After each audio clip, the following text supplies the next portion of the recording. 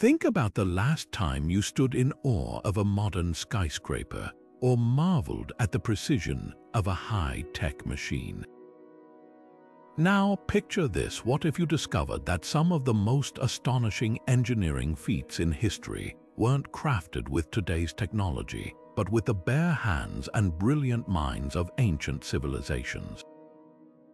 Long before the age of computers, cranes, or cutting-edge tools, engineers of the past were achieving what many would call impossible.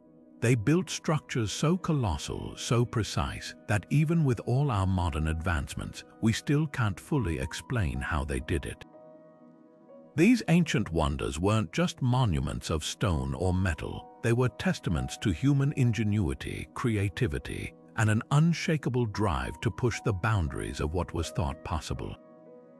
Take a moment to imagine standing at the base of the Great Pyramid of Giza, its towering limestone blocks perfectly aligned to the stars, each one weighing as much as several elephants. Or consider the Antikythera Mechanism, a 2,000-year-old device so intricate it's been called the world's first computer. How did civilizations without blueprints, without electricity, without even the wheel in some cases, accomplish such mind-bending feats? The answer lies in a mix of sheer determination, groundbreaking innovation, and secrets lost to time, secrets we're still unraveling today. This isn't just about ancient history. It's about rediscovering the brilliance of those who came before us, whose legacy continues to inspire and mystify. In this journey through time, we'll uncover 20 of the most extraordinary technological marvels ever created by ancient engineers. From hidden underground cities carved into solid rock to aqueducts that defied gravity, each of these wonders tells a story of human ambition and resourcefulness. Some were so ahead of their time that they faded into myth, only to be rediscovered centuries later. Others remain shrouded in mystery, their true purpose still debated by experts. Together, we'll piece together the puzzles left behind by these master builders, separating fact from legend and revealing the astonishing truth behind their achievements. So, if you've ever wondered how the impossible became possible without a single modern tool, you're about to find out. The past is far more extraordinary than we've been led to believe. Buried beneath the waves for over 2,000 years, the Antikythera Mechanism wasn't just another artifact. It was a revolution in bronze, a clockwork universe small enough to hold in your hands. When sponge divers stumbled upon its corroded fragments off the coast of Greece in 1901, they had no idea they'd uncovered a device that would rewrite history. At first glance, the lump of greenish metal seemed unremarkable, but once cleaned and studied, it revealed something extraordinary: an intricate system of interlocking gears, precisely calibrated dials, and inscriptions that mapped the heavens. This wasn't just a tool, it was a mechanical representation of the cosmos, capable of predicting lunar phases, solar eclipses, and even the timing of the Olympic Games years in advance. The genius of the Antikythera Mechanism lies in its miniaturization of celestial mechanics.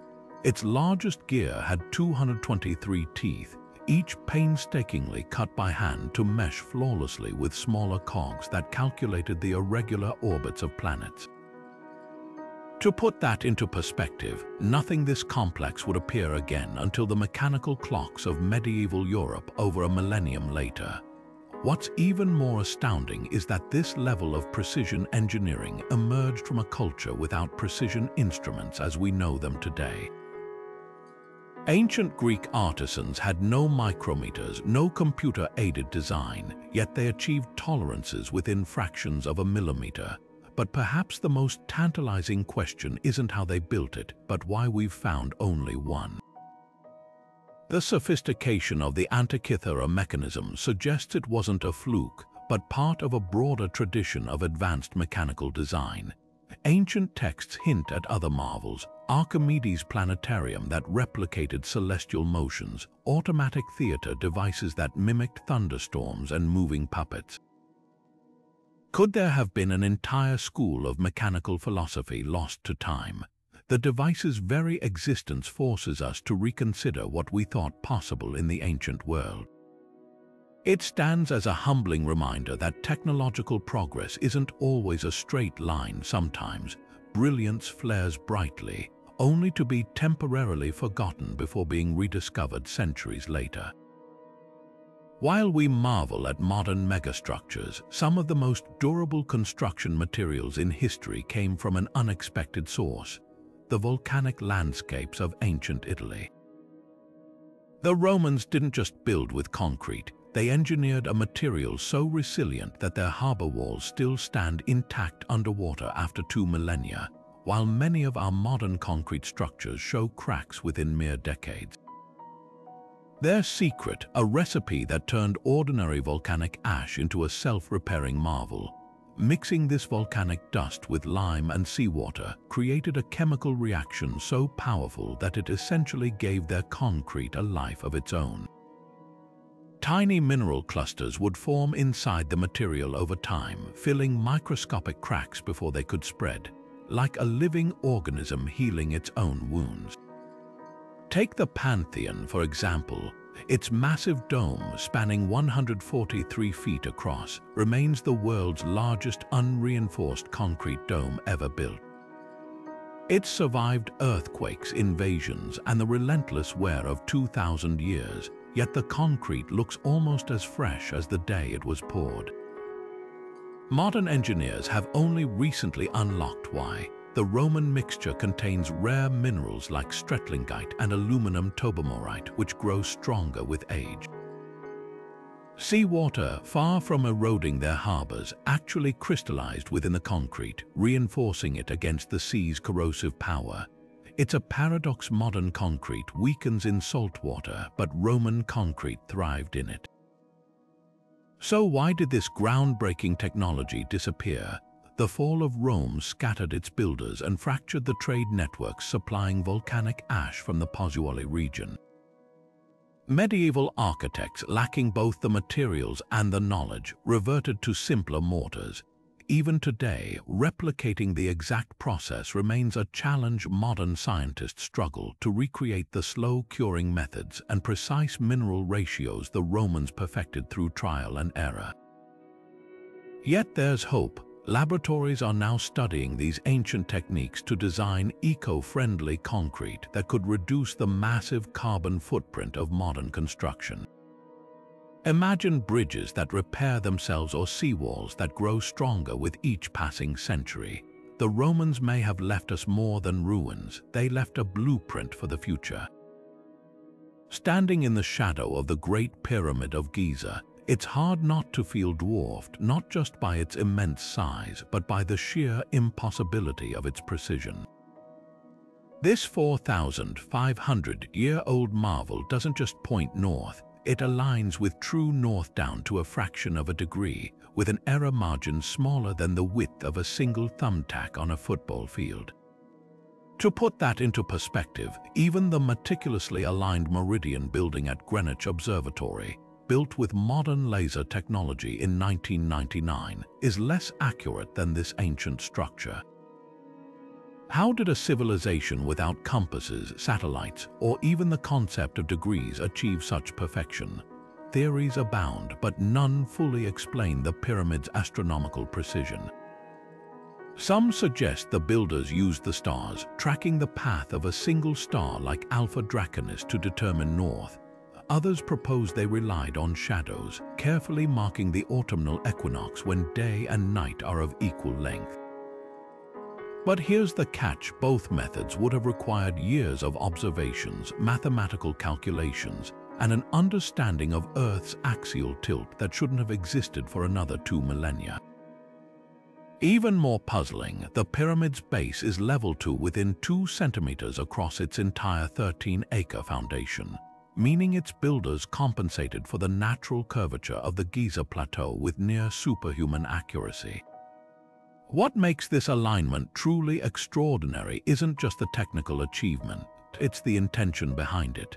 The pyramid's corridors point directly to key stars in the Orion constellation, while its air shafts align with Sirius and the pole star of its era. This wasn't random, it was a celestial map in stone designed to mirror the heavens. Modern attempts to recreate the alignment using ancient tools have largely failed, often ending up several degrees off. Some researchers speculate the Egyptians possessed an advanced, now lost surveying technique involving water trenches or pendulum systems. Others wonder if they inherited knowledge from even older, unknown civilizations. The Great Pyramid's alignment forces us to reconsider the timeline of scientific discovery.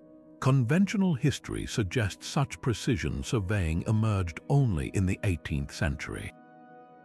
Yet here stands proof that someone somehow cracked the code millennia earlier. Whether it was divine inspiration, forgotten science, or something beyond our current understanding, one thing is clear: the builders of Giza weren't just stacking stones. They were encoding cosmic knowledge into architecture with an accuracy that still humbles our modern capabilities. As we continue studying these ancient stones, each measurement reveals new questions, reminding us that some of humanity's greatest achievements might still be waiting to be fully understood. In a dusty museum basement in Baghdad sits an unassuming clay jar that could rewrite the history of technology. When archaeologists first uncovered these peculiar artifacts near the ancient city of Ctesiphon in 1936, they appeared ordinary, until someone noticed the copper cylinder inside, wrapped around an iron rod and sealed with an asphalt stopper. Fill the jar with vinegar or grape juice and something remarkable happens. This simple combination produces a measurable electric current up to 2 volts. That's enough to power a small LED light today, or perhaps gild a ring with gold plating 2,000 years ago.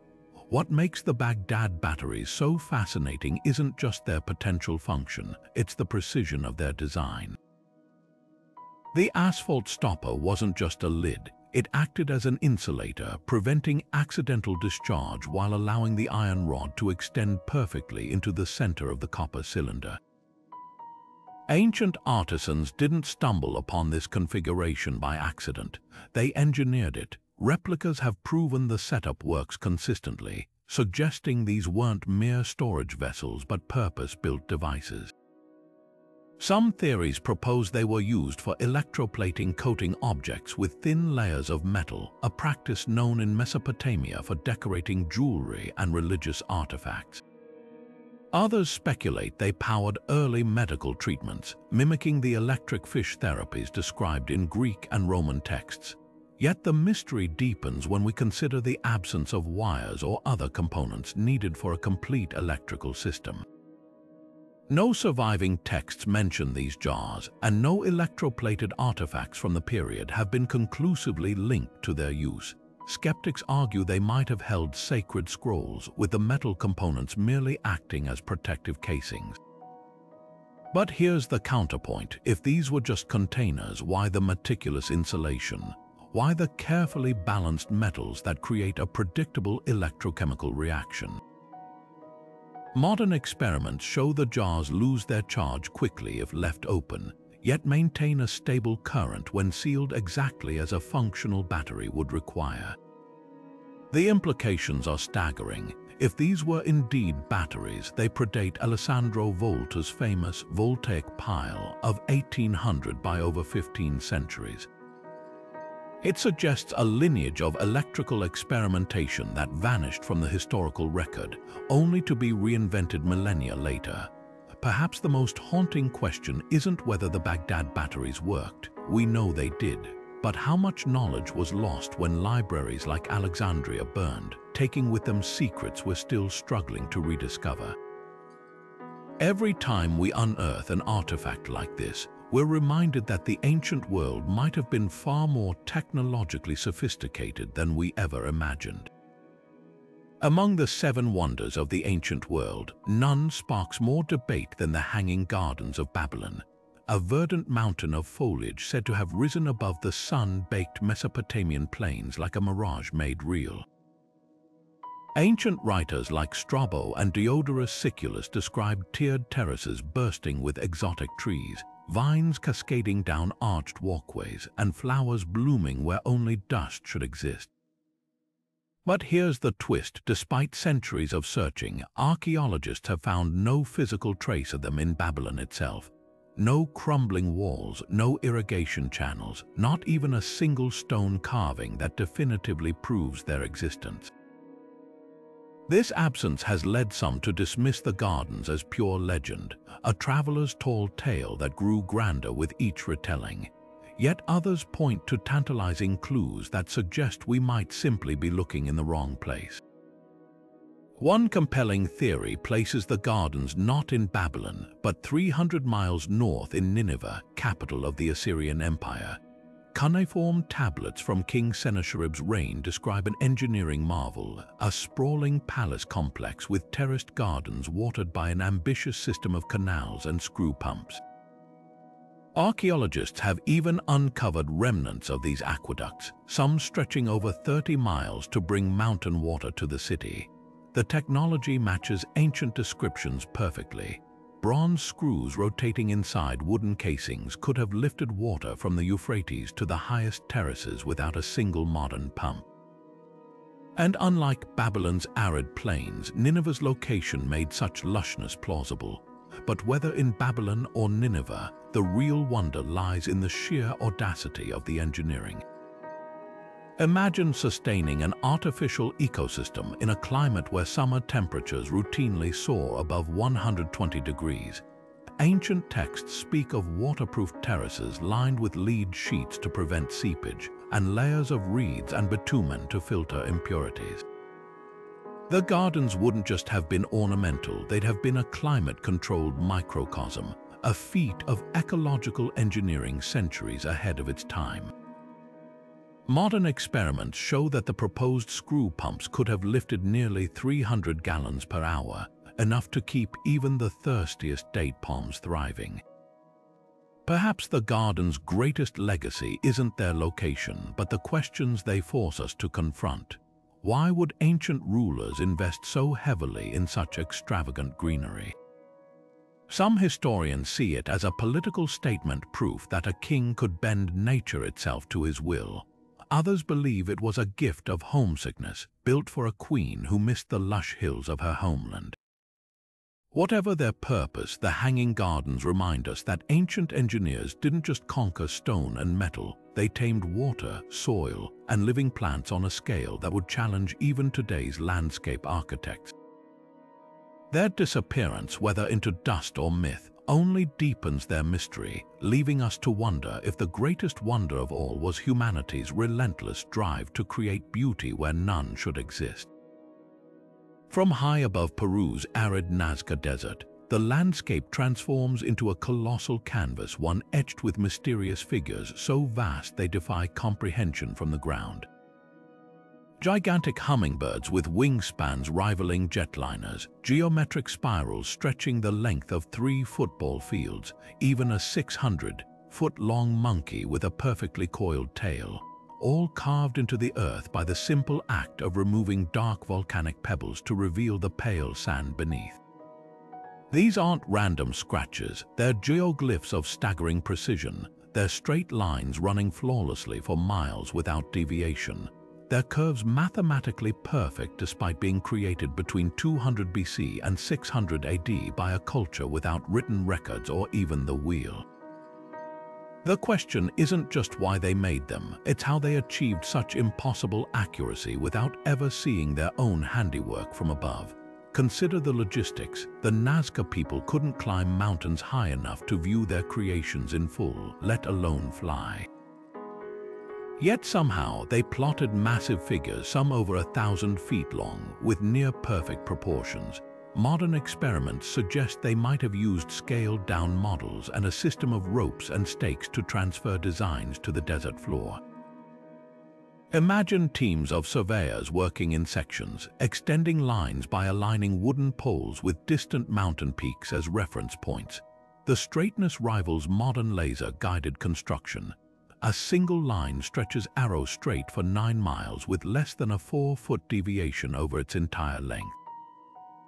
Even more astonishing, many figures incorporate optical illusions that only snap into focus when viewed from specific altitudes, as if designed for an audience in the sky. But purpose remains the greatest enigma. Some researchers see celestial significance. The spider glyph mirrors the constellation Orion, while others align with solstice sunrises. Alternative theories propose ritual pathways where worshippers walk the lines in ceremonial processions. Then there's the controversial idea of water divination. Certain shapes may map underground aquifers in this rain-starved region. The Nazca's own descendants, the modern Quechua people, speak of ancient shamans who flew like birds, fueling speculation about lost aerial technology or hallucinogenic rituals that granted symbolic flight. Whatever their intent, the lines weren't static. Older Paracas-era geoglyphs on nearby hills show figures with human-like features, suggesting the tradition evolved over centuries into the abstract, massive desert art we see today. What makes the Nazca Lines truly extraordinary isn't just their scale or precision, it's their defiance of time. Unlike stone monuments that crumble or metals that corrode, these negative space drawings have endured for 2 millennia. The desert's unique microclimate, a near-rainless environment with stones that absorb just enough moisture to create a protective layer, preserved them like a natural museum. Even more remarkably, the Nazca may have engineered this durability, selecting surfaces where wind and erosion would barely touch their work. Today, drones and satellites reveal new glyphs previously invisible to the naked eye, hinting that we've only begun to decode this open-air gallery. Each discovery peels back another layer of mystery, reminding us that ancient civilizations often measured their greatness not in what they built upward, but in what they carefully left behind on the earth itself. In the heart of Delhi's Qutub complex, a 7-ton iron column stands as silent testimony to an ancient metallurgical miracle. Unlike the rusted relics of later centuries, this 23-foot marvel has resisted corrosion for over 1,600 years. Not a single flake of rust mars its surface. Modern scientists didn't crack the secret behind its durability until the 1970s, when lab tests revealed an ingenious trick hidden in its metallic DNA.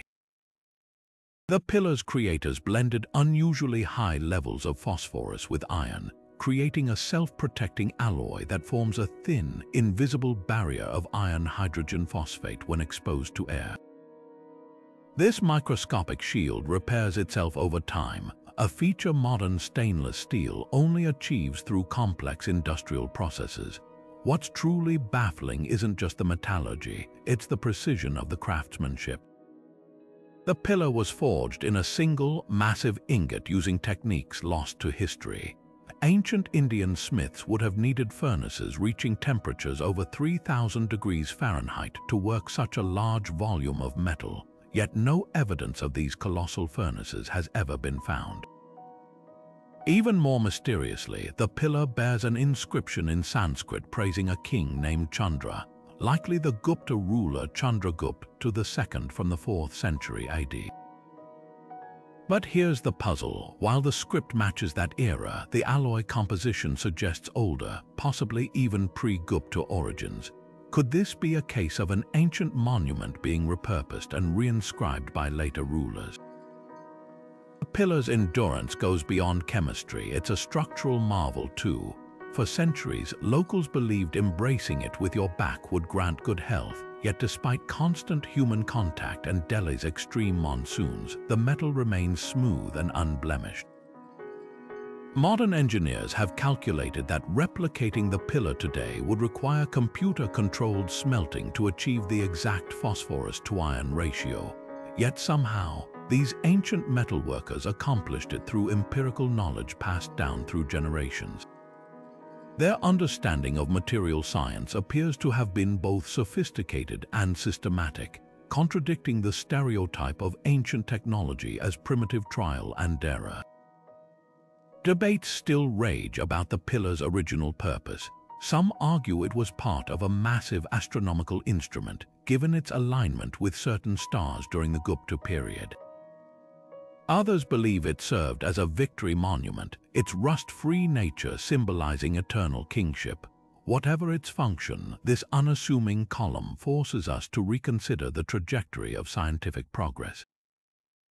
While Europe languished in the post-Roman technological decline, Indian metallurgists were producing alloys that wouldn't be matched until the space age. The pillar doesn't just defy rust, it defies our assumptions about what ancient civilizations were capable of achieving with fire, metal, and sheer ingenuity. Imagine a naval battle in the 7th century, wooden ships packed with terrified sailors, the sea itself seeming to erupt in flames as a mysterious liquid fire clings to everything it touches.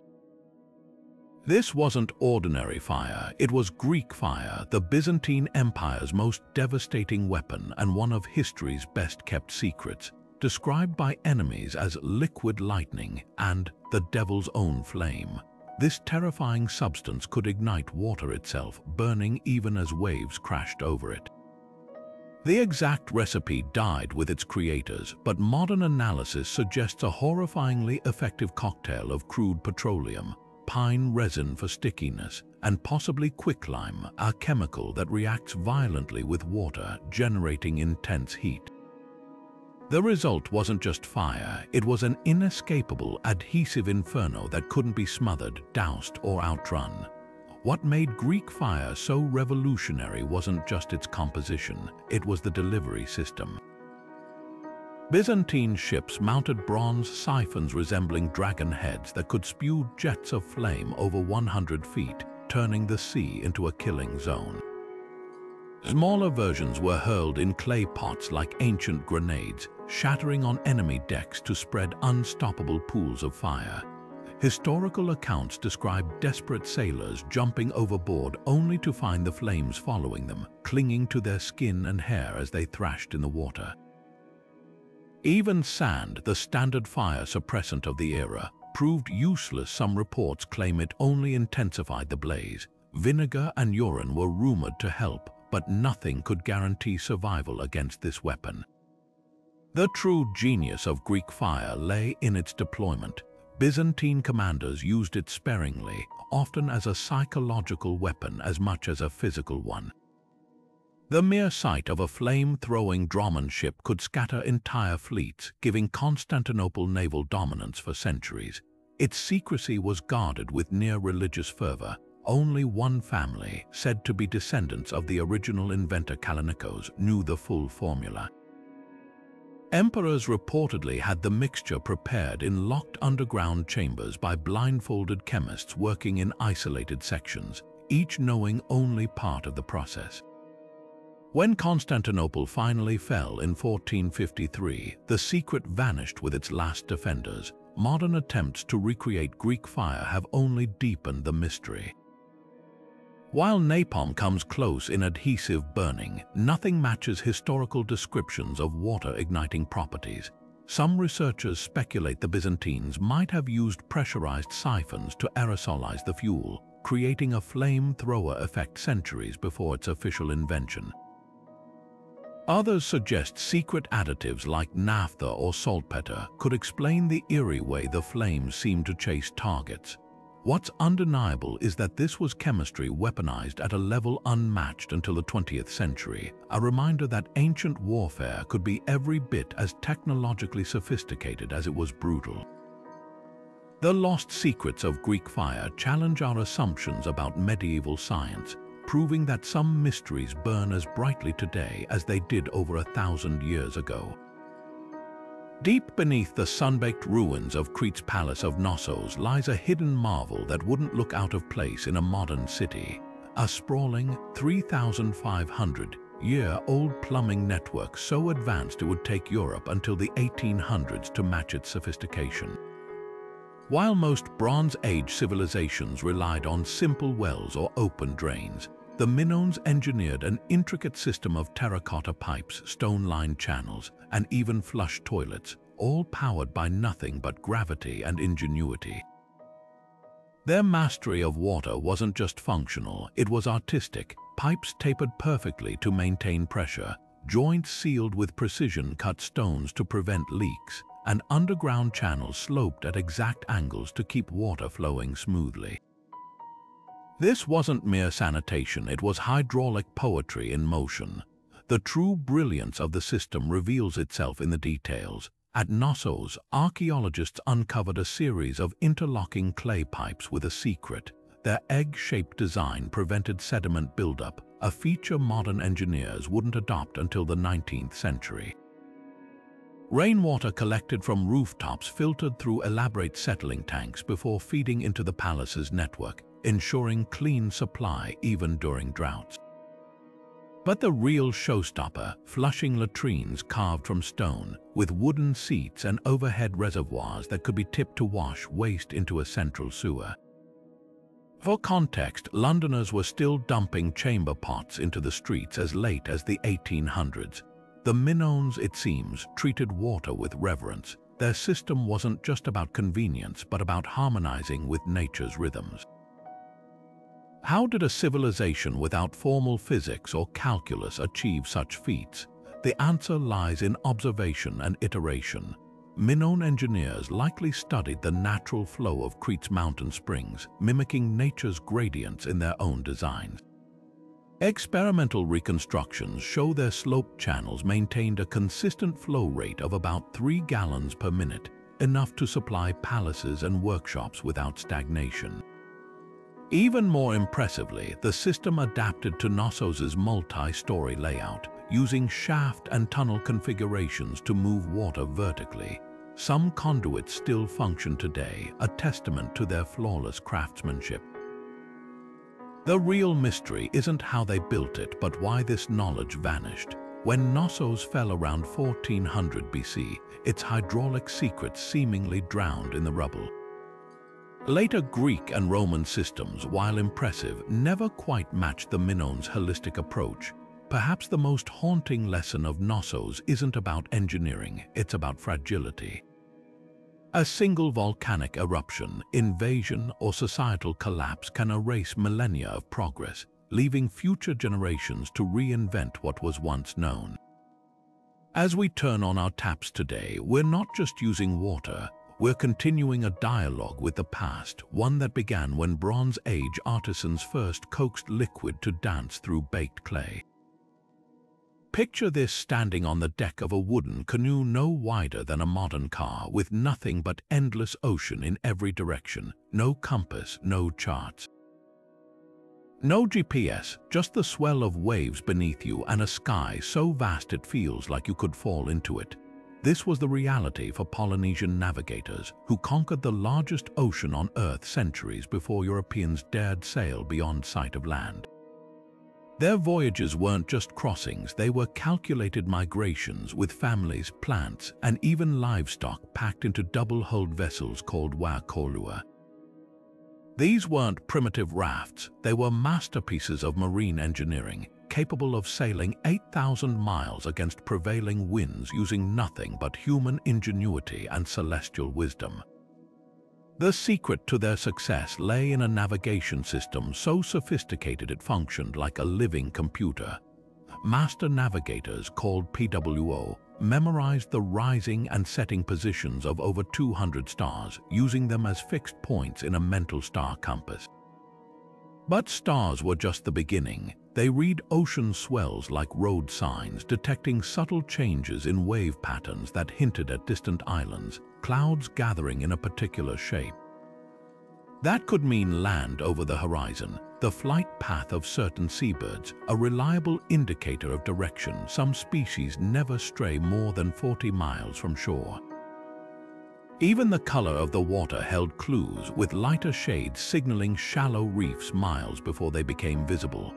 This wasn't just wayfinding, it was an entire science of environmental observation passed down through chants and stick charts that mapped ocean currents with twisted fibers and shells. Modern skeptics doubted such feats until 1976, when the Hokulea, a replica of an ancient Polynesian canoe, sailed from Hawaii to Tahiti using only traditional methods. Without instruments, the crew reached their target within 30 miles after 34 days at sea. The voyage proved what oral histories had claimed all along. Polynesians didn't just stumble upon islands by accident. They sailed intentionally, discovering places like Easter Island and New Zealand through deliberate exploration. Their canoes, lashed together with coconut fiber and rigged with sails woven from pandanus leaves, could outmaneuver many European ships of the same era. The hulls flexed with waves instead of fighting them, while adjustable sails allowed sailors to tack against the wind, a technique Westerners wouldn't master for centuries. Perhaps most astonishing was how this knowledge survived. Without writing, Polynesians preserved navigational lore through chants that encoded star paths, wave sequences, and even the scent of certain islands carried on the wind. Apprentices trained for decades, learning to sense disturbances in the ocean's rhythm that signaled unseen hazards. When clouds obscured the stars, navigators could feel their position by lying prone in the canoe, detecting minute changes in swell direction through their bodies. This wasn't just memory, it was a fusion of intuition, environmental literacy, and mathematical precision that modern scientists are only beginning to quantify. Today, as we rely on satellites to guide us, the Polynesians' achievements stand as a testament to human adaptability. They didn't conquer the Pacific by brute force, but by listening to the stars, the sea, and generations of accumulated wisdom. Their voyages remind us that technology isn't always about gadgets. Sometimes the most advanced tool is a trained mind, attuned to the whispers of the natural world. In an age where we can barely navigate a city without our phones, their legacy challenges us to reconsider what true exploration really means. Beneath the scorching sun of India's arid landscapes, ancient engineers carved cathedrals into the earth, not for worship but for water.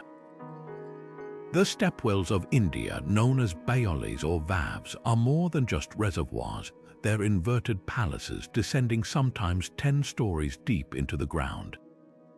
Imagine a staircase with over 3,000 steps, each leading past intricately carved pillars, shaded archways, and terraced galleries that transform into a mirror of the sky when monsoons fill the pools below. These weren't mere pits in the dirt. They were meticulously designed ecosystems where every step, every corridor, served a dual purpose, preserving life, giving water while creating oases of cool tranquility in the blistering heat. Take Chand Bayori in Rajasthan, for example. Its 13 stories zigzag down into the earth like a geometric fever dream, with 3,500 perfectly symmetrical steps funneling toward a central reservoir. The precision is staggering. The steps narrow slightly as they descend, an optical illusion that makes the well appear even deeper than its 100-foot drop. But the real genius lies in the invisible engineering. The walls slope inward to withstand soil pressure, while hidden channels direct rainwater into the well without eroding the delicate carvings. Even the placement of each step was calculated to minimize evaporation, with shaded galleries lowering the temperature by nearly 20 degrees compared to the surface. How did builders achieve such accuracy without hydrometers or blueprints? The answer lies in a blend of astronomy and acoustics. Many stepwells align with specific stars, their depths calibrated to the dry season's lowest water table. Workers likely used sound-dropping stones and timing echoes to gauge depth, while marked ropes and weighted plumb bobs ensured vertical shafts stayed true. Some wells even feature whispering galleries, where a murmur at one end travels clearly to the opposite side, a clever way to communicate water levels across vast chambers. Yet these structures were far more than utilitarian. The Adalaj Vav in Gujarat tells stories in stone, its walls adorned with deities, dancing maidens, and even whimsical elephants peering from niches. Stepwells doubled as community hubs where travelers rested, festivals unfolded, and sacred rituals honored the union of earth and water. Their designs reflect cosmic symbolism too. The steps often mirror the Hindu concept of Samudra Manthan, the churning of the ocean of milk, with water representing the elixir of immortality. The tragedy, many of these marvels now lie forgotten, their engineering wisdom overshadowed by modern pumps and pipelines. A few, like Mumbai's Banganga tank, still function exactly as intended 1,000 years later, a testament to their flawless design. As climate change strains water resources, researchers are rediscovering the Stepwells' secrets, how their tiered structure naturally filters sediment, or how the shade prevents algal blooms. These ancient wonders challenge our obsession with high-tech solutions, proving that sometimes the most advanced technology is the kind that listens to the earth. Inside the halls of China's Han Dynasty, a bronze wonder sat waiting to rewrite history, not with words but with falling metal balls. Zhang Heng's seismoscope, crafted in 132 AD, wasn't just decorative. It was a functional earthquake detector so advanced that modern geologists still debate how it worked. Picture an ornate vessel the size of a barrel, encircled by 8 dragons, each clutching a bronze ball above the waiting mouths of 8 corresponding frogs. When the earth trembled hundreds of miles away, the dragon closest to the quake's direction would release its ball with a resonant clang, signaling both the event and its origin. No electricity, no computer algorithms, just precision engineering that rivaled 20th century seismographs. The genius of this device lies in its mysterious interior. While the original was lost to time, historical texts describe a toothed mechanism and pendulum system hidden within. Modern reconstructions suggest an inverted pendulum swung freely inside, nudged by distant tremors that traveled through the earth like whispers. The slightest vibration would tilt the pendulum, triggering a lever that released only one specific ball, akin to how a modern mousetrap snaps with targeted precision. Some theories propose the tube contained mercury or another liquid to dampen false movements, filtering out everyday shakes to respond only to true seismic waves. What's undeniable is its accuracy. Records claim it once detected an earthquake in Gansu province while the Han capital, Luoyang, felt nothing. Days later, messengers confirmed the quake, right where the dragon had pointed. But here's the puzzle. How could ancient engineers conceptualize seismic waves without understanding plate tectonics? Zhang Heng's design implies an intuitive grasp of vibration propagation, that quakes traveled through the earth in measurable directions. His device didn't just sense movement, it analyzed it, differentiating between a nearby cart rumbling past and a true tectonic shift hundreds of miles distant. Contemporary European scholars still attributed quakes to mythical giants or divine wrath, yet in China, science was already listening to the planet's subtle language. The seismoscope's legacy extends beyond antiquity.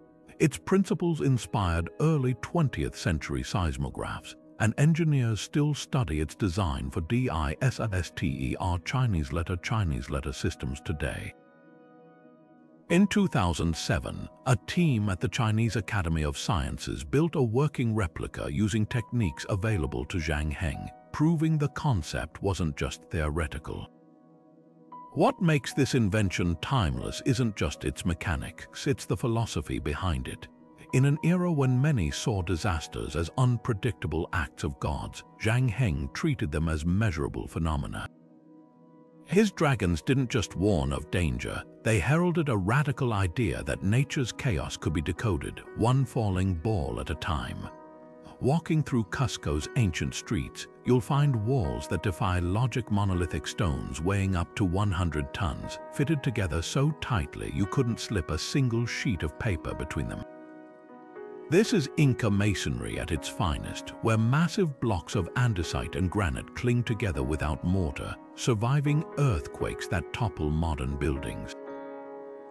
The secret lies in their puzzle piece design. Each stone curves and angles uniquely, locking into its neighbors like a three-dimensional jigsaw. Some surfaces bulge slightly, creating tension that actually strengthens the wall during tremors. It's as if the stones themselves learned to dance with the Earth's movements rather than resist them. How did the Inca achieve such precision with only bronze tools and no wheels? One theory points to sand and water rubbing stones with quartz-rich sand could gradually sculpt granite through abrasion, like nature's own sandpaper. Experiments show this method can produce eerily smooth surfaces, but it raises another question. How did they transport these megaliths across mountainous terrain? The answer might lie in an ingenious system of ramps, ropes, and manpower. Spanish chroniclers described seeing hundreds of workers moving stones with woven grass cables, possibly using log rollers or pivoting them on rounded cobblestones. Some scholars speculate they even leveraged freeze-thaw cycles, wetting soil to create slippery surfaces for dragging blocks during winter months. Then there's the sonic mystery. Quechua oral traditions speak of magic that softened stone, leading some researchers to theorize about sound-based tools. Certain frequencies can make rocks brittle. Could the Inca have discovered this effect using tuned instruments? At the archaeological site of Ollantaytambo, there are stones with peculiar scooped-out depressions, almost as if they'd been molded like clay. While mainstream science remains skeptical, it's hard to dismiss indigenous knowledge outright when facing walls that have stood unshaken for 6 centuries. Perhaps the most astonishing aspect isn't the how, but the why. Unlike cultures that built for height, the Inca prioritized resilience. Their trapezoidal doorways and inward-leaning walls weren't just aesthetic choices, they were seismic innovations.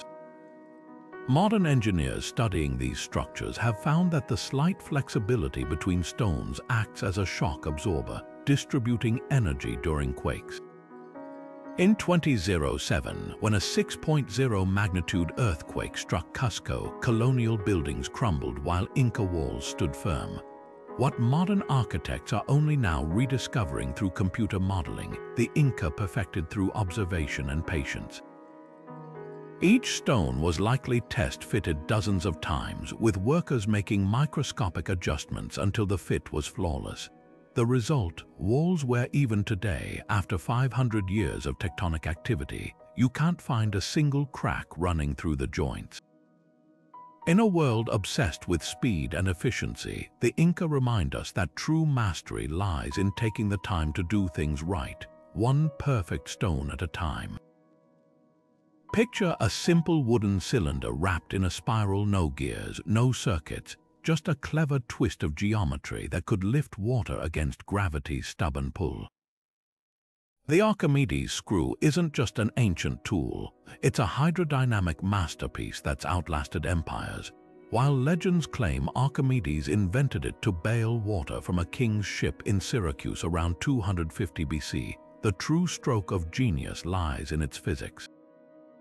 Tilt the screw at just the right angle, rotate it, and each helical chamber scoops water upward with mesmerizing efficiency. No suction, no valves, just relentless motion turning gravity into an ally. What makes this design timeless isn't its complexity, but its elegant simplicity. The screw works equally well whether powered by a sweating laborer or a windmill, lifting everything from irrigation water to granulated coal. Modern engineers calculate its optimal pitch, the angle of the spiral, at around 30 degrees, precisely the ratio Archimedes likely deduced through trial and observation. Even more impressive, the screw's gentle action preserves delicate ecosystems. Unlike harsh pumps that shred fish and plants, this ancient device lifts water without disturbing aquatic life, a feature that's made it indispensable in modern wastewater treatment plants and fish farms. But how did a thinker better known for shouting "Eureka" in bathtubs engineer such a practical marvel? Archimedes likely drew inspiration from nature, the coiled shells of mollusks or the spiral growth of vines, applying geometric principles to solve real-world problems. His screw wasn't just theory, it fueled agriculture across the Mediterranean, turning arid fields into fertile crescent. Today, you'll find its descendants in industrial slurry pumps, snowblowers, even assembly lines moving everything from chocolate chips to pharmaceuticals. The core principle remains unchanged. A rotating spiral can elevate matter with unmatched reliability. perhaps the most telling tribute to this invention is its refusal to become obsolete.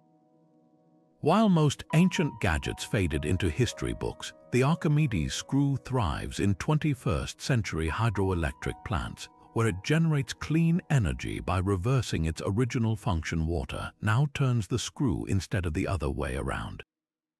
From the Nile's banks to Dutch polders to Mars mission blueprints where scientists propose using it to move regolith, this helical wonder proves that the most enduring technologies aren't always the flashiest, just the ones that harmonize perfectly with nature's laws.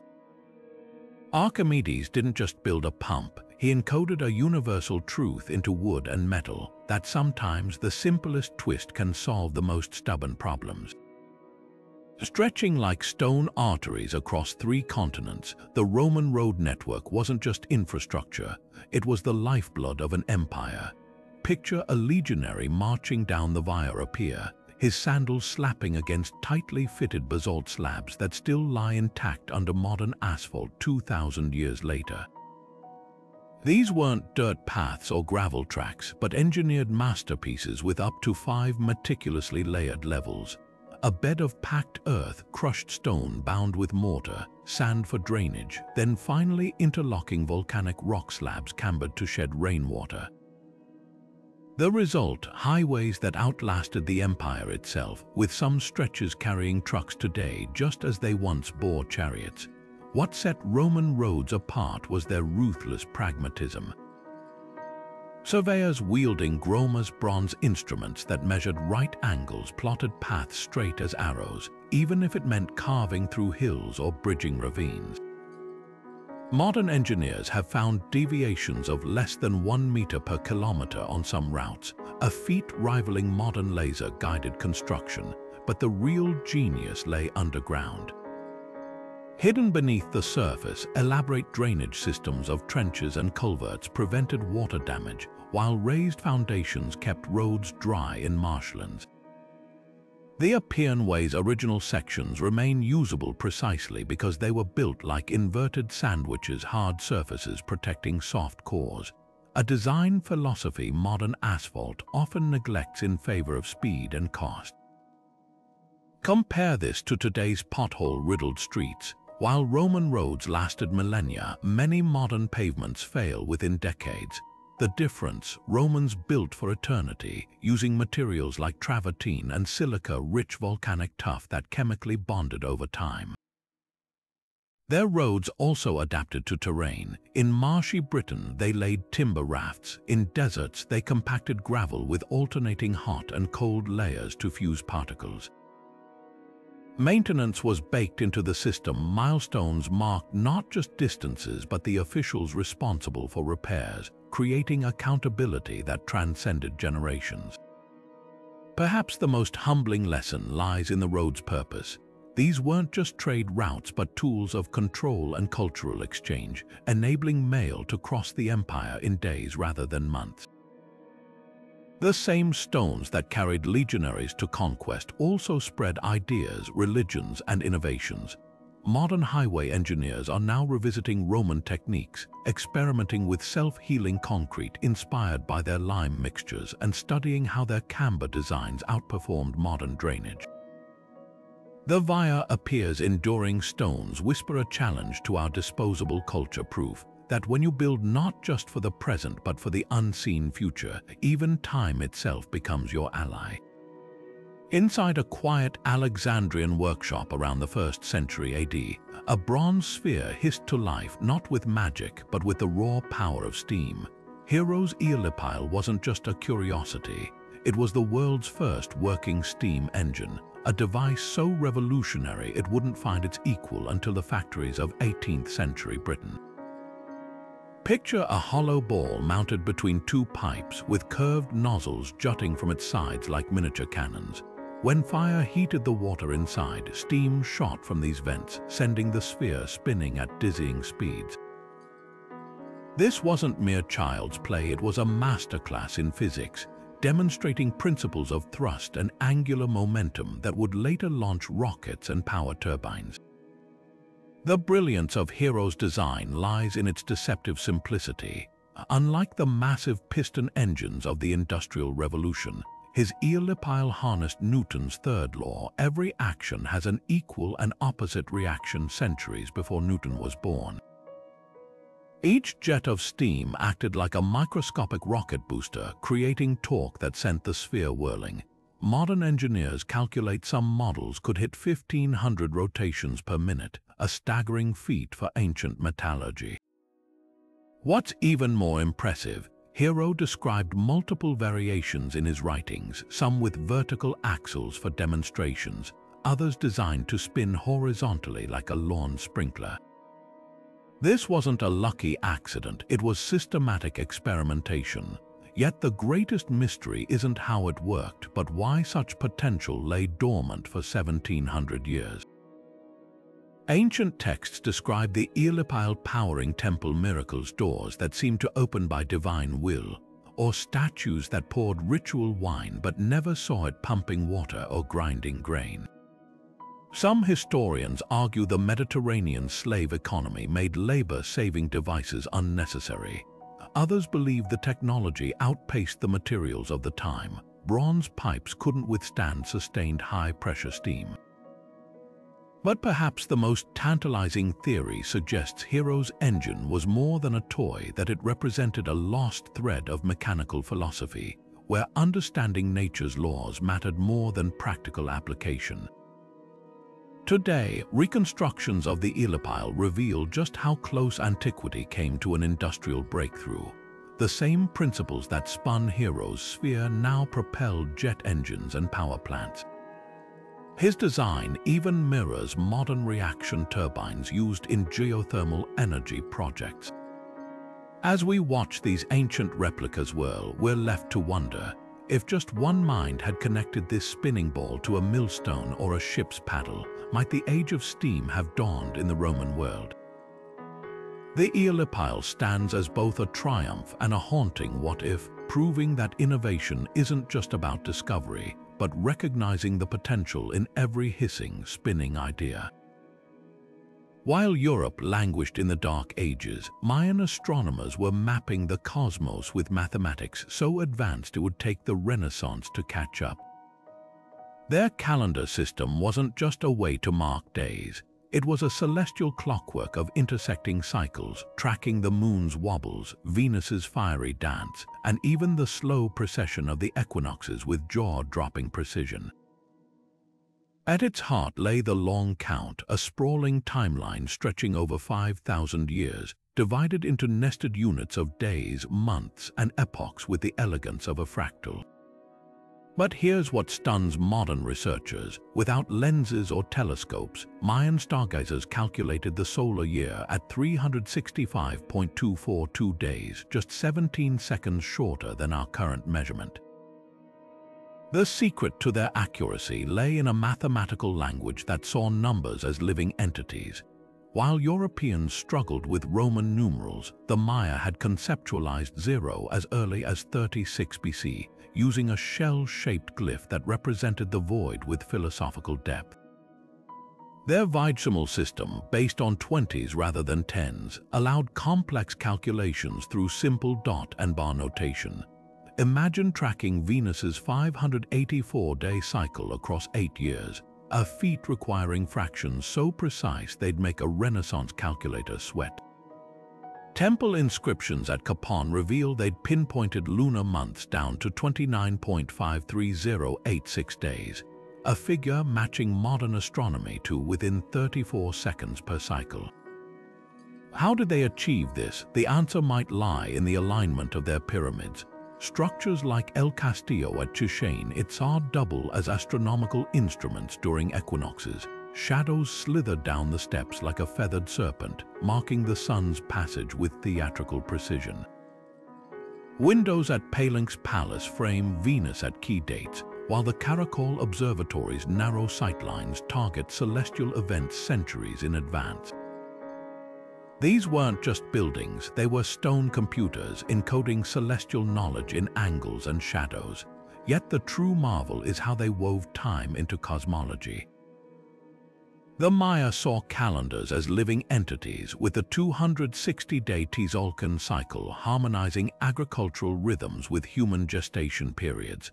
Their infamous doomsday prediction for 2012 wasn't an end date at all, but a calendar reset, like a cosmic odometer rolling over. Modern scholars now recognize their eclipse tables in the Dresden Codex, which span 11,000 years with corrections for lunar motion that rival 19th-century astronomy. What modern astronomers grasp only with supercomputers, the Maya deduced through patient observation, watching the sky for generations, recording anomalies on bark paper codices, and refining their models across centuries. Their legacy challenges our technological arrogance, proving that the naked eye, coupled with relentless curiosity, can unlock universes of knowledge. In an age obsessed with digital precision, the Maya whisper across millennia. Sometimes the most advanced tool isn't a telescope's lens, but the human mind's capacity to see patterns in the stars. Beneath the scorching deserts of ancient Persia, an invisible network of tunnels performed what seemed like magic, delivering life, giving water across impossible distances without a single drop lost to the thirsty sun. These were Qanats, underground aqueducts that turned barren landscapes into flourishing oases by harnessing gravity in its purest form. Picture a gently sloping tunnel, sometimes stretching 40 miles from mountain aquifer to desert city, its gradient so precise that water flowed at just the right speed, fast enough to prevent stagnation, slow enough to avoid erosion. Unlike Roman aqueducts that marched across the landscape on towering arches, Qanats worked in stealth, their only above-ground markers being periodic vertical shafts that doubled as maintenance, access, and ventilation. It was water engineering that bordered on poetry. The real marvel wasn't just the tunnels themselves, but how Persians mapped them. Without theodolites or laser levels, engineers used nothing more than weighted strings and sighting rods to maintain gradients as slight as 1 foot per mile, an error margin tighter than modern irrigation canals. Starting at the destination, often a city like Persepolis or Yazd, crews worked backward toward the water source, digging temporary shafts to check the slope every few hundred feet. If the gradient faltered, water would pool too steep and the tunnel walls would collapse. The solution, a tool called the Qanat compass, a simple but brilliant device that used water in a clay bowl to confirm levelness. Workers also read the earth like a book. Certain rock layers signaled proximity to underground streams, while the smell of damp soil hinted at hidden aquifers. But here's what truly staggers modern hydrologists. Qanats were sustainable in ways our concrete canals aren't.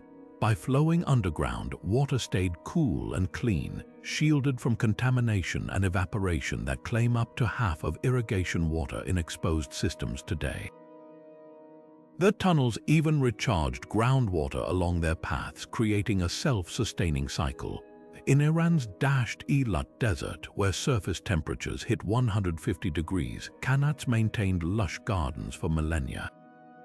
Some, like the Gonabad Qanat in eastern Iran, still water fields after 3,000 years of continuous use, outlasting empires, invasions, and even the arrival of electric pumps. The system's genius extended beyond engineering into social organization. Each Qanat was a community project, with water shares carefully allocated to villages along its route. Maintenance duties were inherited through generations, creating a living tradition of Qanat masters who could diagnose tunnel collapses by sound or the taste of sediment. When Mongols invaded in the 13th century, they spared Qanat diggers, a testament to their irreplaceable value.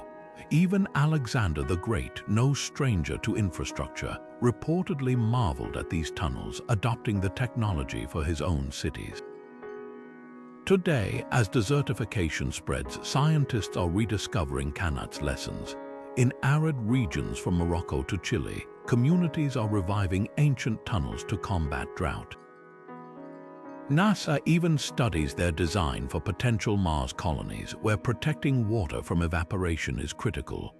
The Qanats' legacy whispers a truth we're only now appreciating. Sometimes the most advanced solutions aren't those that fight nature, but those that work with its quiet, relentless logic. In a world racing to build higher, faster, and louder, these silent tunnels remind us that real innovation often flows beneath the surface. In the hands of a crusader knight, a Damascus steel sword was more than a weapon. It was a shimmering ribbon of lethal elegance, capable of splitting a falling silk scarf in midair, yet strong enough to cleave through armor without losing its edge. These legendary blades, forged between the 3rd and 17th centuries, weren't just superior tools of war. They were metallurgical mysteries that modern science has only begun to unravel. When examined under electron microscopes, samples reveal something astonishing. Carbon nanotubes embedded within the steel's intricate wavy patterns known as Damascus.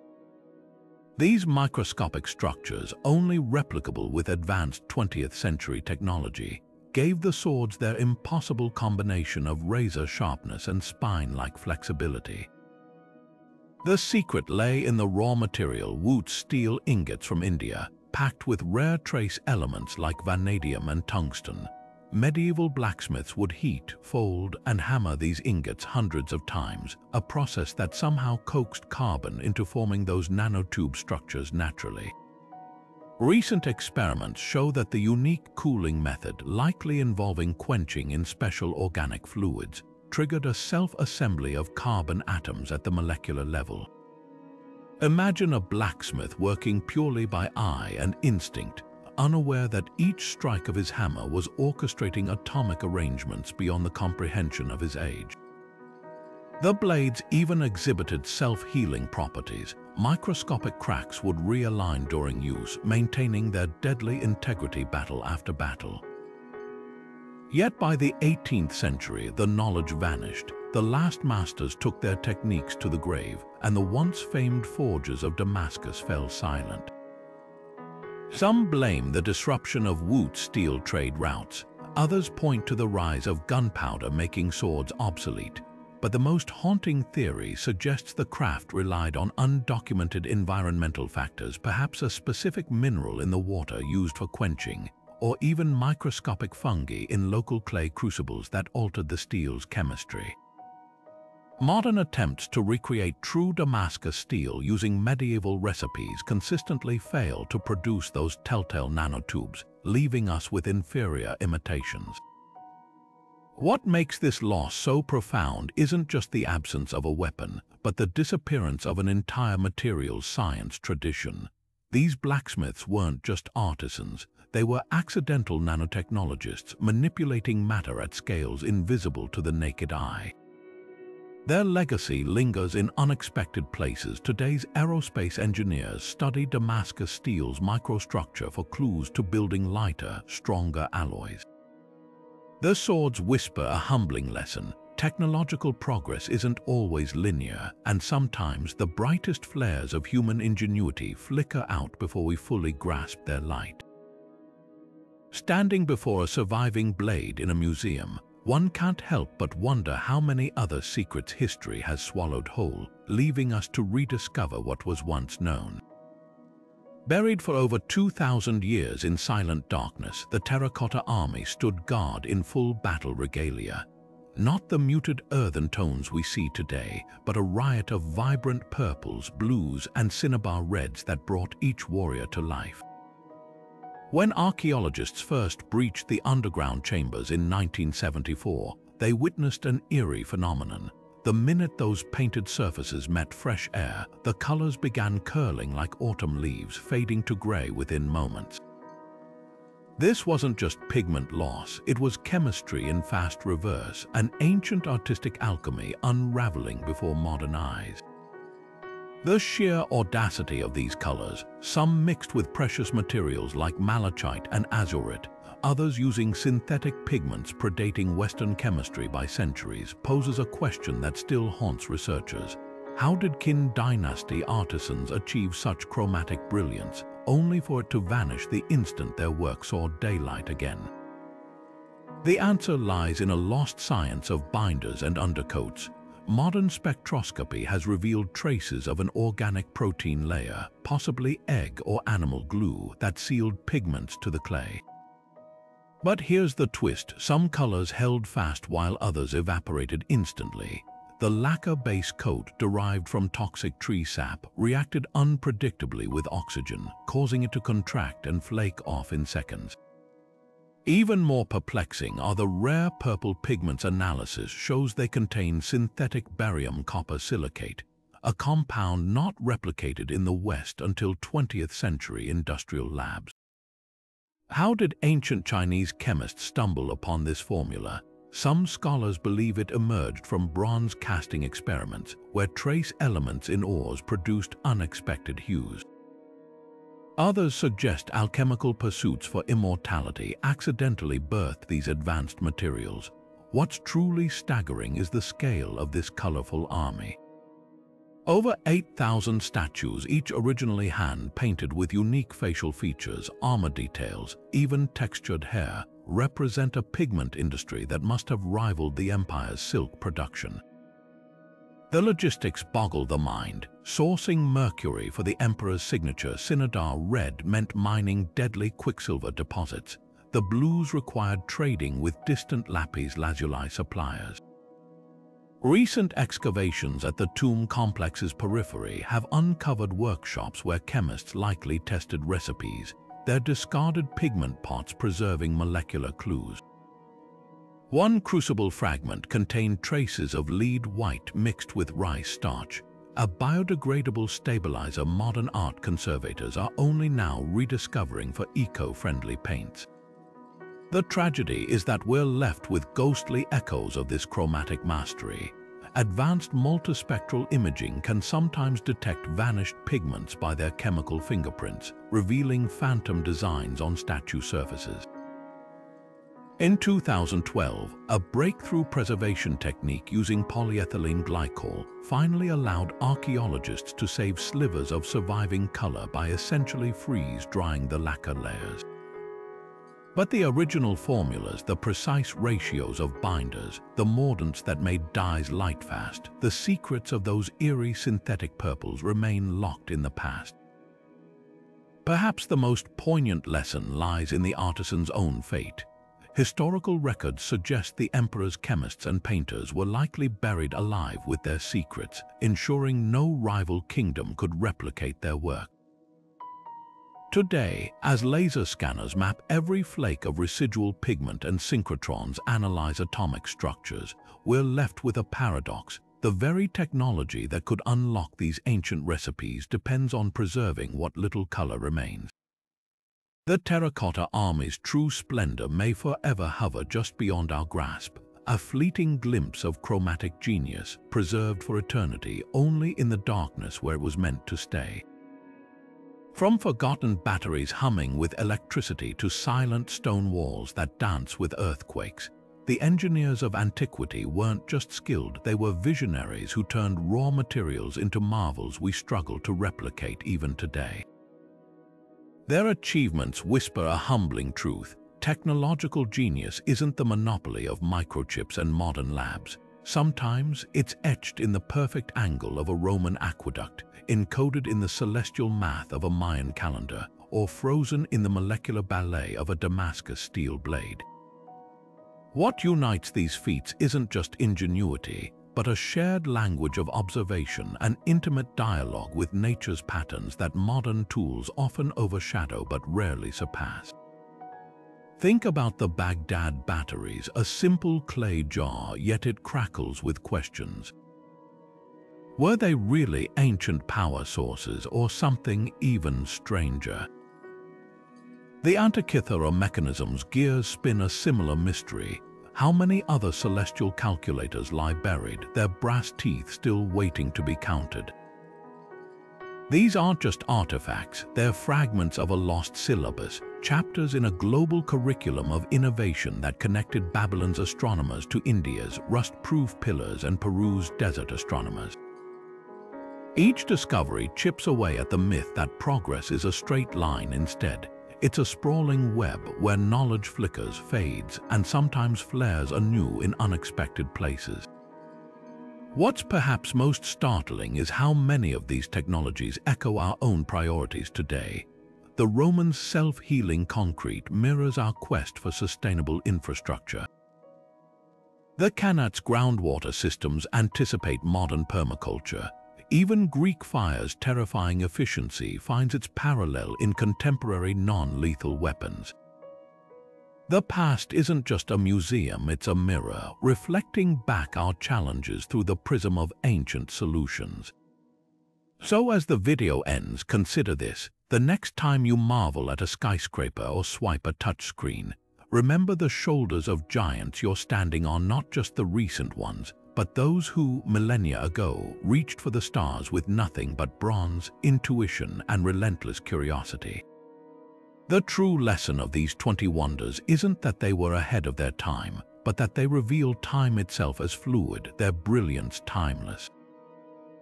Now it's your turn. Which of these feats left you awestruck? Drop your thoughts below, and let's keep unraveling history's greatest puzzles together. Don't forget to hit subscribe for more deep dives into the mysteries hiding in plain sight. The ancients still have much to teach us if we're humble enough